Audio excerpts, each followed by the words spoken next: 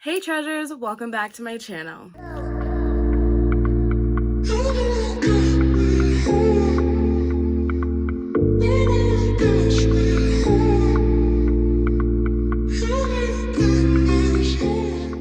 Okay, so I did kind of like a beehive thing on my head.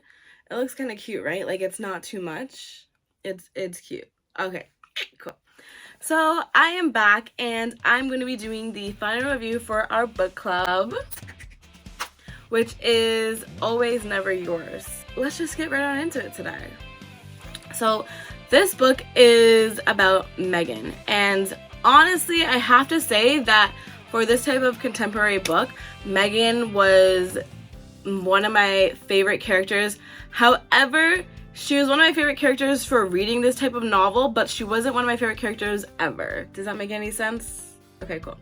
Megan is basically the type of girl that she goes out looking for love a lot of the time and it never ends up working out. She always ends up with the results of them meeting their perfect woman like right after they date her or while they're dating her. For instance, her best friend currently dating her last ex-boyfriend that she lost her virginity to. Let's just dig right into that for a little bit.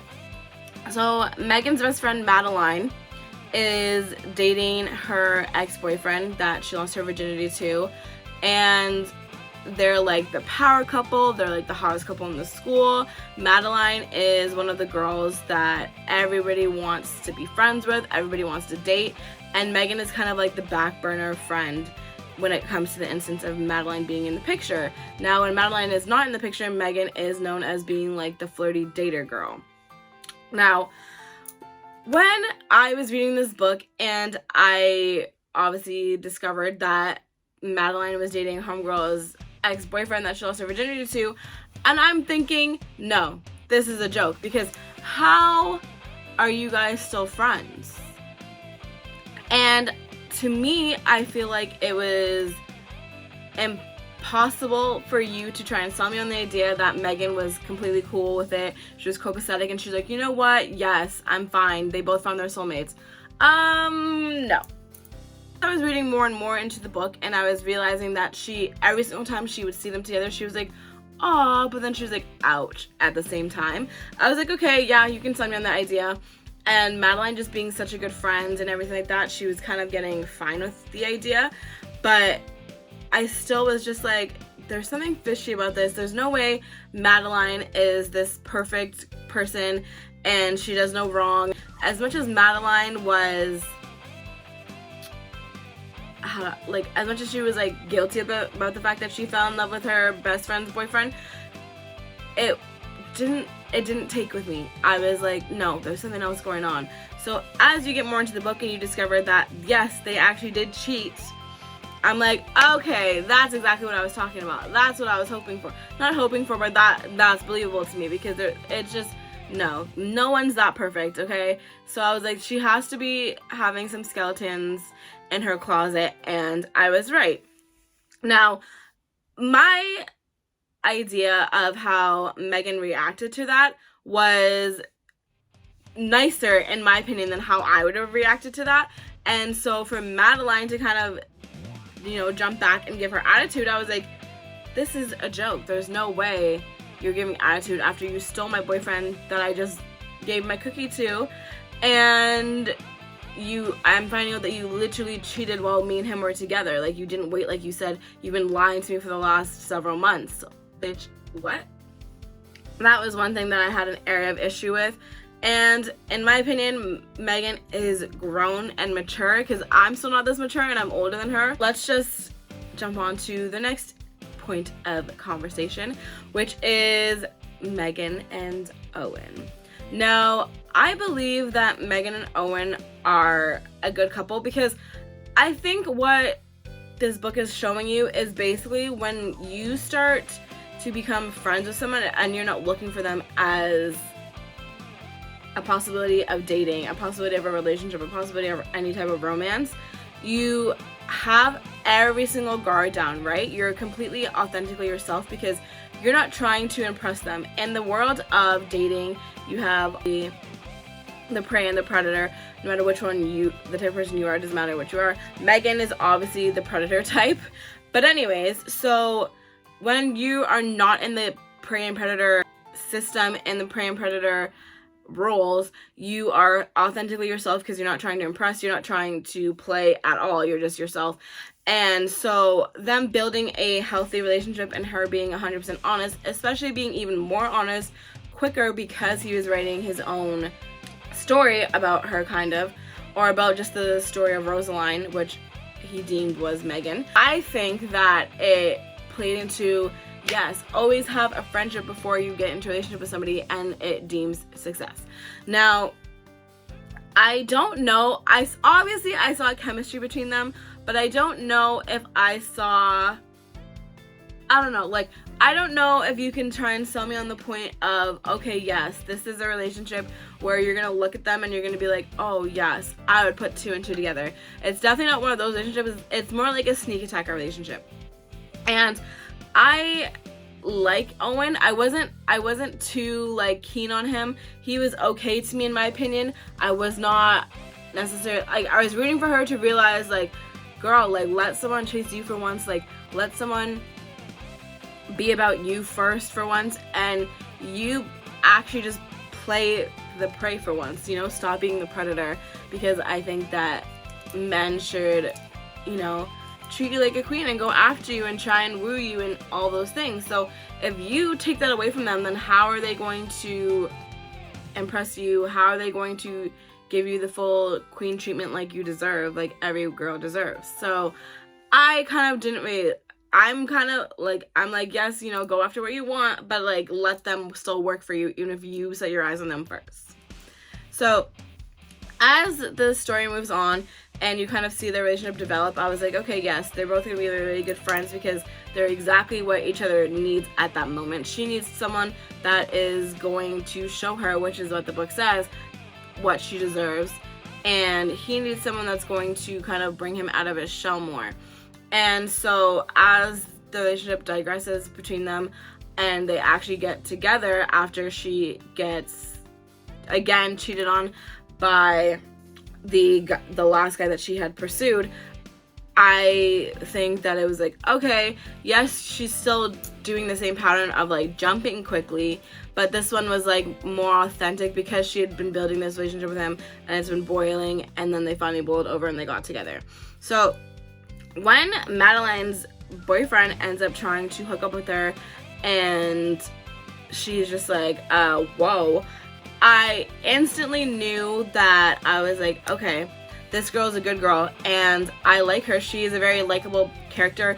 She's, again, like I said, she's not really my cup of tea. She's not, like, my favorite character that I've ever read, but there is more of a likeness to her when she does reject him, even though she has every reason to just be like, okay, cool, I'm gonna hook up with you because I did think that I loved you, I did give you my everything, you know, and you still cheat on me, and I know right now you still don't want me, you know, you're in love with my friend, but I want to get her back anyway. So to me, I love that she didn't do that and it wasn't, like, any maliciousness when she rejected him, because she was like, oh, hell no. I love the approach that she took of her being like, well, you know what? No, you're not getting me. She's my best friend, so you can off. And you need to learn how to respect women. Like, this is not just like, oh, I'm gonna jump from this to this to this to this to get what I want. Or no, honey, no. So then let's just talk about, you know, the whole thing that's surrounding this story, which is the fact of it being a Romeo and Juliet book. Now, I do have another book that does actually center around Romeo and Juliet, the play too, but in this story, I'm dealing with someone that is supposed to be playing Juliet, but she doesn't even want to be an actress, but she just has to do it to get into the program that she wants to get into, to be a director. I love that I wasn't reading about an actress or actors.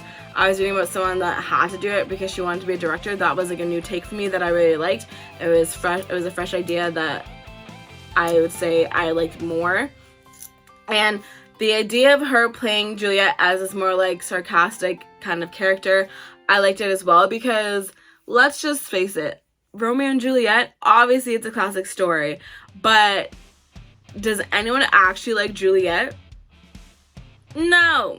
If you do, I mean, I honestly don't know how Juliet is likable at all, but no, you don't like Juliet. And so her playing Juliet as like this kind of like sarcastic bitch, I was like, okay, I can get with Juliet now. And so I liked that aspect of them kind of turning Juliet around. And it kind of just goes to show too, like, how directing can really, really change a story. And so I liked kind of like looking at it through her lenses of being a director and how she's going to play the take of Juliet, because she is a director and she kind of knows how things play out on screen with just a little bit of movement here, a little bit of movement there, a little bit of different phrasing and making everything come together. So I like that too. Now, as it continues and her and Owen are together, and then they have the whole, oh, I think he's still with his girlfriend, I heard him talking to somebody kind of issue. And I think that it was more of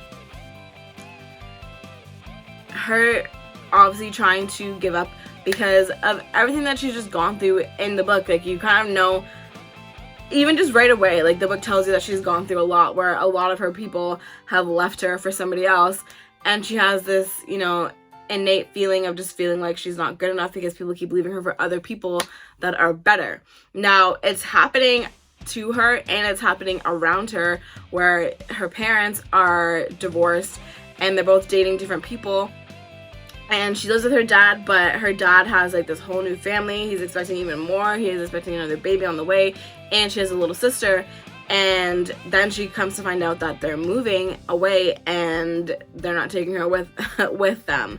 So it does again feel like, oh, I'm being replaced because now I have this little sister. My dad already has another daughter. He's gonna have another kid. Like, that's a whole different family for me. And my mom lives in a whole different state and she has her own relationship now that, spoiler alert, obviously they end up getting engaged and they could soon have kids too. Where do I kind of fit in here?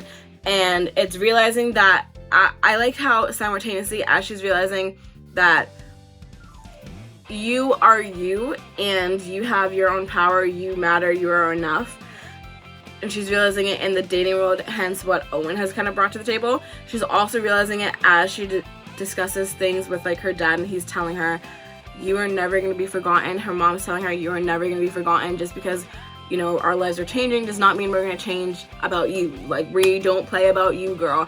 And I love that. So I like how it was like simultaneously, like, everything was kind of progressing at the same time and different aspects of her world. So it seemed like her world was just getting better as a whole. Friends, family, and love life. Now, after she divulges information to Madeline that her boyfriend Tyler was trying to get with her, and I like how at the end it kind of recapped it and it was like, well, Madeline broke up with him and she was like, bye bitch, and I was like, perfect. However, I still think that Megan and Madeline should have like taken a break. I don't really like that.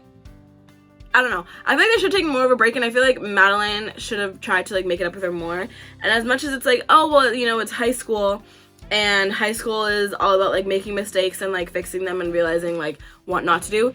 You're 18, so you know what is right and you know what is wrong. I'm sick and tired. I've probably said this in so many videos, but I'm so sick and tired of playing like the benefit of the doubt. I'm so sick and tired of like just forgive. 100% forgive, because, you know, forgiveness is basically not drinking poison. If you know what I'm talking about, you're 18. So anyways, so I do think like, yeah, 100% forgive.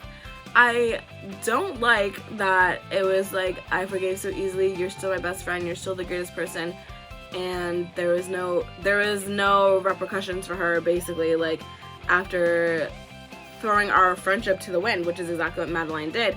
Because, yeah, you broke up with him because he cheated, but you didn't break up with him because he was a cheater, because obviously he was a cheater if he got with you. If they cheat with you, they're going to cheat on you. Anyways, so yeah, that is the recap. That is the review of what I think about this book. I think I would rate this book probably like a 6 out of 10, but that's mostly just for me and like my interests. I think it was a good book. I'm gonna keep it in my library, and I'm going to, like, if my friend wants an easy read, I'm going to recommend it. However, I don't really know when I would actually get the inkling to like try and read it again. So if you're into, you know, kind of like a different take of having the female protagonist be someone that is a go-getter, someone that knows exactly what she wants, and someone that is good at bearing their emotions, read this book. If you want, you know, a little of the LGBTQ, there's also that in this book with one of her best friends. If you want the nice guy that finishes last to finally win, this is the book for you. Hi guys, in the comments down below, do you have any book recommendations for me to read? Any books that are kind of like this? Let me know and I can do a compare and contrast. I will see you guys in the next video. Bye guys. For you, know that you've been on my mind. Only you can get me right.